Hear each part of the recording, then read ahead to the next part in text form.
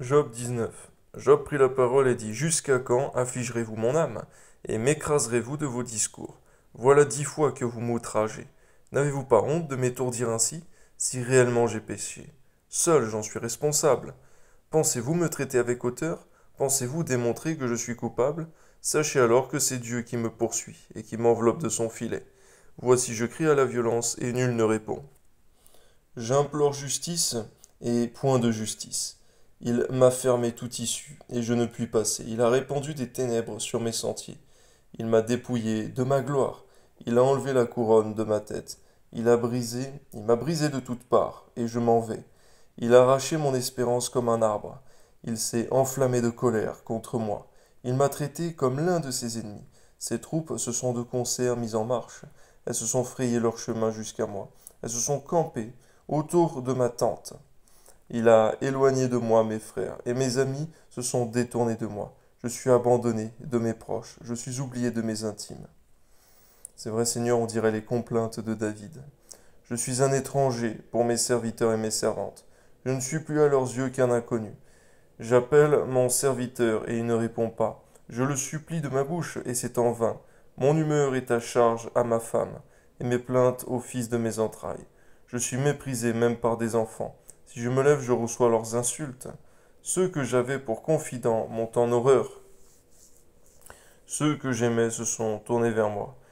C'est vrai, Seigneur, qu'on peut ressentir cela aussi lorsqu'on est malade, Seigneur mon Dieu. Lorsque notre santé défaillit, Seigneur, permets-nous de nous tourner vers toi, Seigneur, notre refuge, par ta grâce, dans le nom de Jésus. Que lorsque nous sommes malades, Seigneur, que ce soit l'occasion pour nous de se tourner vers toi, Seigneur, et non de nous apitoyer excessivement de la souffrance, Seigneur, ce qui nous mènera à rien, évidemment. Amen. Mes os sont attachés à ma peau et à ma chair. Il ne me reste que la peau des dents. Ayez pitié de moi, vous mes amis, car la main de Dieu m'a frappé. Pourquoi me poursuivre comme Dieu me poursuit? Pourquoi vous montrer insatiable de ma chair? Oh, je voudrais que mes paroles fussent écrites, qu'elles fussent écrites dans un livre. C'est vrai, Seigneur mon Dieu, on voit le côté prophétique aussi de cela, Seigneur, c'est qu'effectivement, les paroles de Job sont bien écrites aujourd'hui dans un livre. Je voudrais qu'avec un burin de fer et avec du plomb, elles fussent pour toujours gravées dans le roc.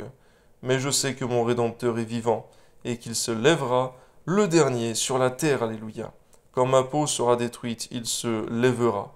Quand je n'aurai plus de chair, je verrai Dieu. Je le verrai, et il me sera favorable, alléluia. Mes yeux le verront, et non ceux d'un autre. Mon âme languit d'attente au-dedans de moi. Vous direz alors, pourquoi le poursuivions-nous? Car la justice de ma cause sera reconnue. Craignez pour vous le glaive, les châtiments par le glaive sont terribles, et sachez qu'il y a un jugement. On voit, Seigneur mon Dieu, l'irritation qui commence à s'élever dans le cœur de Job vis-à-vis de ses 3 amis, Seigneur.